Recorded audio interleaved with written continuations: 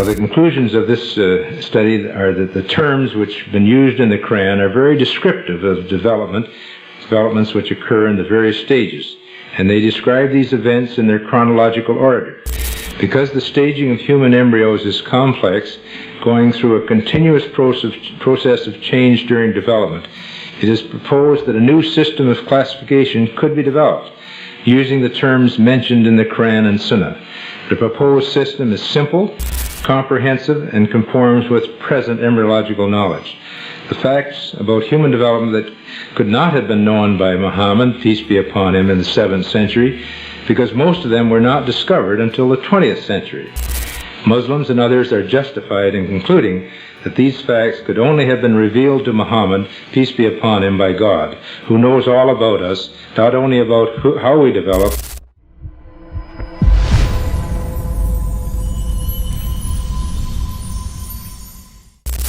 Imagine a book that spoke of scientific truths over 1400 years ago, truths that modern science only uncovered in the last century. Now think of a man, unlettered, living in the desert of Arabia, who spoke of facts that science has only recently confirmed. Can anyone truly doubt that this book is divine and that this man was no ordinary human? I'm about to show you a series of scientific miracles from the Qur'an that will leave you speechless, each one more mind-blowing than the last. Indeed, Qur'an is a book where faith meets reason. But let this be clear, the Qur'an is not a textbook of mathematics, nor a manual of science, linguistics or astronomy. It was never meant to be. First and foremost, the Qur'an is a book of purpose, a book of sign, a divine guide for humanity. Its primary mission is not to teach facts about the universe, but to reveal the truths about existence. It outlines what it truly means to be human. It defines the sacred relationship between God and man, teaches us how to live by this divine instruction, and shows us the path to a meaningful life in this world and the next. Through it, we learn how to align our lives with truths in the pleasure of our Creator and ultimately enter paradise in the life after death. The Quran is not just read, it's experienced, reflected upon, and lived. So stay with me till the end, because by the time we're done, you will understand why Islam is the one true religion.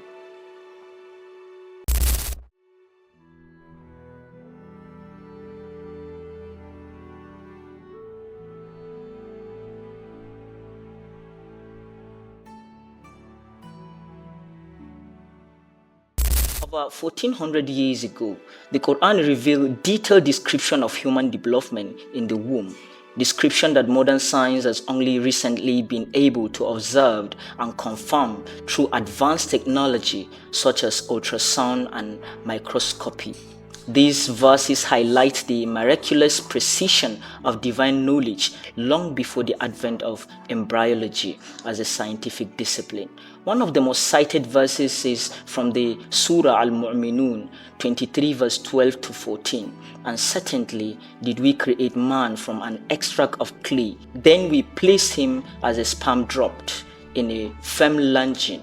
Then we made the sperm drop into a clinging clots, and we made the clots into a lump of flesh, and we made from the lump bones, and we covered the bones with flesh. Then we developed him into another creation. So blessed is Allah, the base of creators.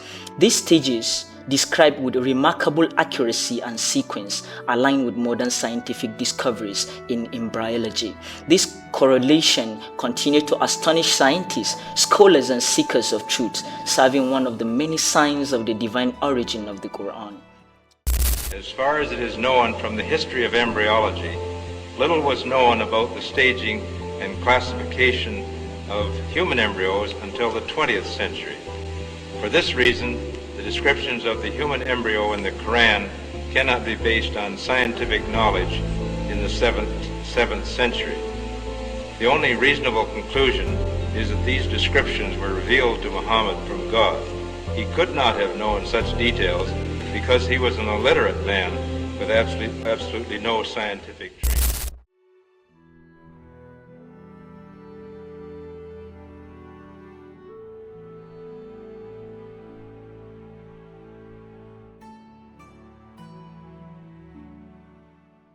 The Quran presents a profound insight into the structure and purpose of mountains long before the development of geology and earth science. One striking verse states, "Have we not made the earth as a bed and the mountain as peaks?" 78 verse 6 to 7. The use of the word peaks in Arabic, autad, is not accidental. Just as peaks are driven deep into the ground to stabilize a tent, mountains too extend deep beneath the surface of the earth. This imaginary perfectly mirrors that modern geology has now confirmed. Mountains have deep underground roots that anchored them into the earth crust. Scientific studies reveal that the visible portion of a mountain is only a small part of its actual mass.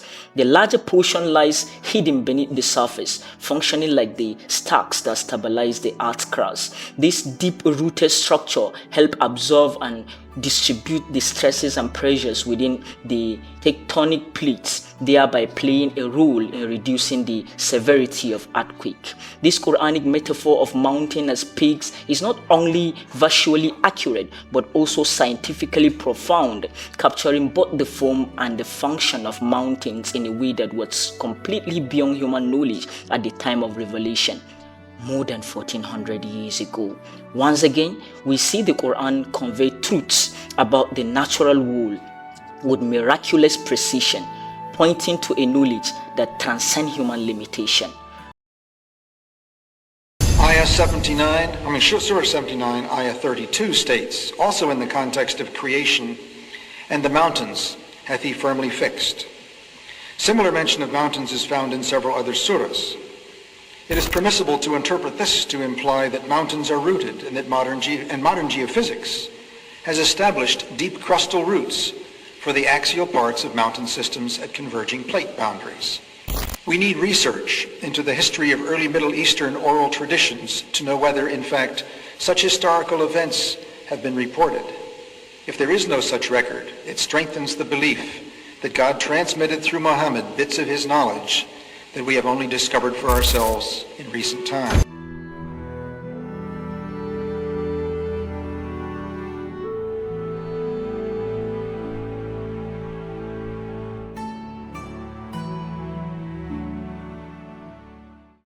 More than 1400 years ago, the Quran revealed a natural phenomenon that modern science only discovered in recent times: the existence of a barrier between salt water and fresh water that prevents them from immediately mixing.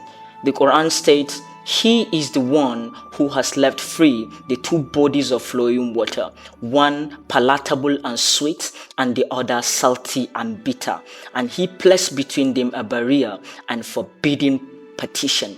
Surah Al-Furqan 25 verse 53. Another verse echoes with reality. "He released the two seas meeting side by side. Between them is a barrier they do not transcend." Surah Al-Rahman 55 verse 19 to 20.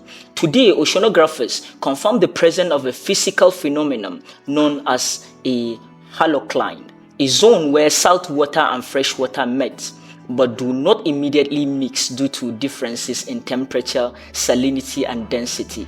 This is most notably seen in places like where the Atlantic Ocean and the Mediterranean Sea meet. Here is what is remarkable. Prophet Muhammad, peace be upon him, was born and raised in the heart of Arabia, a landlocked desert region with no access to major oceans or such marine phenomena. Yet, the Quran described this intricate oceanographic detail with stunning precision, centuries before the tool to observe it even existed. This specific phenomenon was studied and documented in greater scientific depths in the early 21st century, with research emerging around 2002 and beyond. The fact that such knowledge appear in 7th century script is a powerful sign for those who reflect.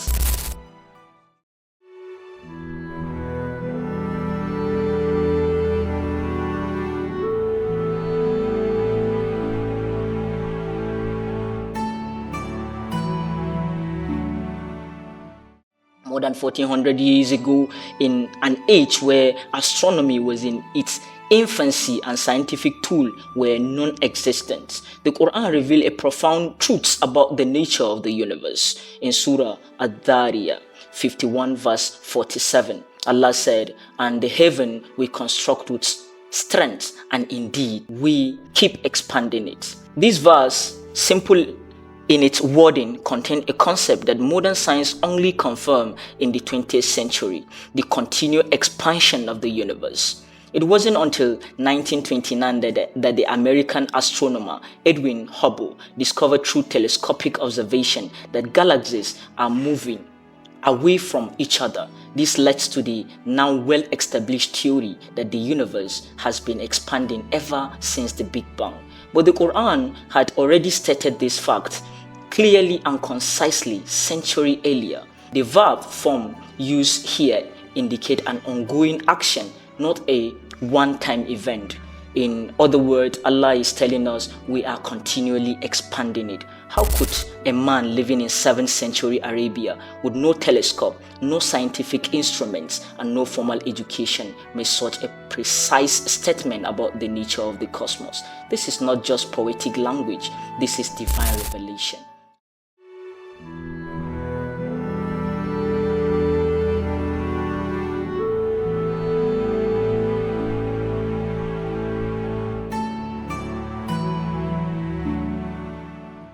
Over 1400 years ago, the Quran revealed a truth that modern science would only come to understand centuries later. The sky functions as a protective shield for the earth. In Surah Al-Anbiya, chapter 21, verse 32, Allah said, "And we made the sky a protected ceiling, yet they turned away from its signs." At the time of this revelation, no one could have imagined the complex protective function that the sky performs. Today, however, with the advancement of science, we now know just how accurate this description is. The sky, more specifically the Earth atmosphere, acts as a multi-layered defense system.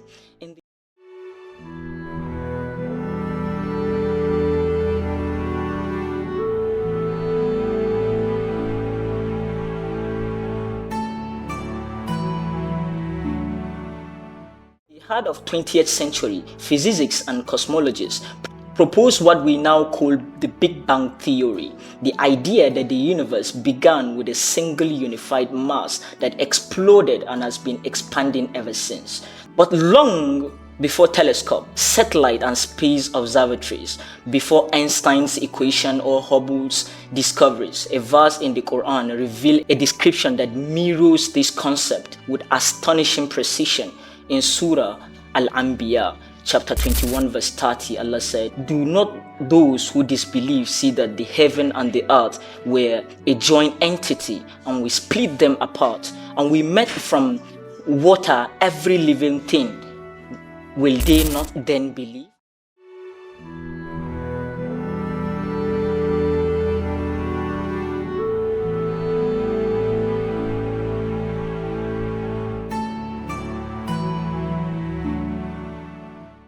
Over 1400 years ago, Prophet Muhammad made a statement that left no room for ambiguity. He said, "In the human body, there are 360 joints." In Sahih al-Bukhari, hadith number 1007.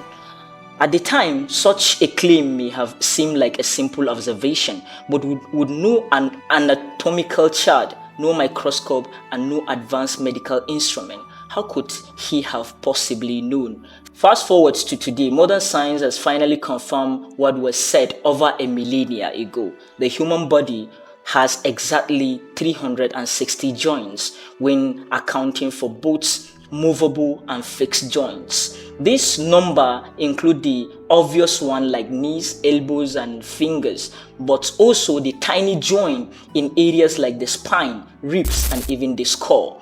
The precision of this number is astonishing, and it begs the question, how could an unlettered man in the 7th century Arabia know something that took modern science over 1,000 years to verify?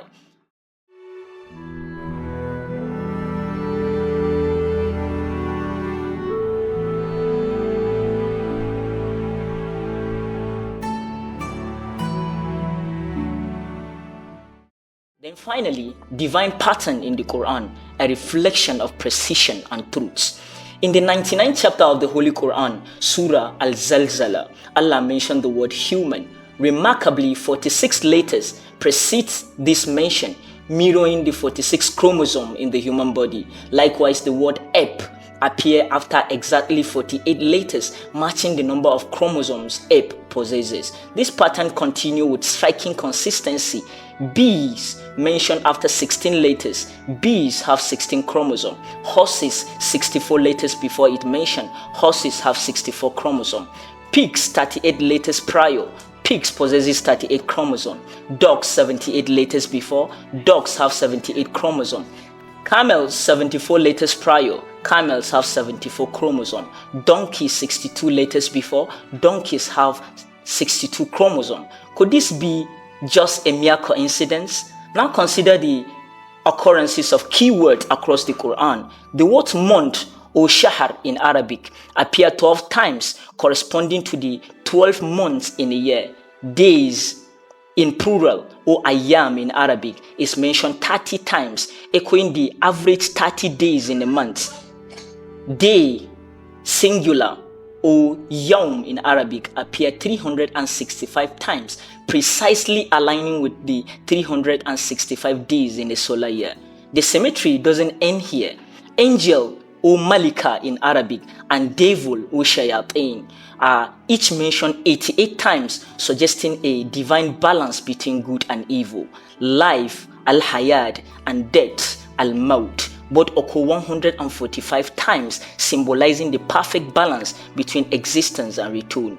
Man, al-rajul, and woman, al-mar'a, are each mentioned 24 times, signifying gender equality in the divine words. Earth, al-ard, is mentioned 13 times, and sea, al-bahar, 32 times. Together, they form 45, making the ratio of sea to land in the Quran, chapter 32, verse 13, approximately 71% sea and 29% land, mirroring modern science data. These are not a random coincidence, they are signs, ayat, for those who reflect. There is no human explanation for such precision over 1400 years ago. These numerical harmonies point to one conclusion: Allah subhanahu wa ta'ala is our creator and Islam is the one true religion. Assalamu alaikum wa rahmatullah.